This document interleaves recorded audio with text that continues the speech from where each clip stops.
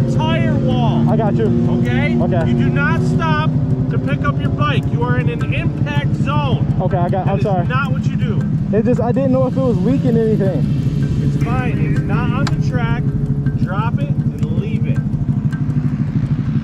It's your safety versus your bike. I got you. Is your life more important than that bike? No.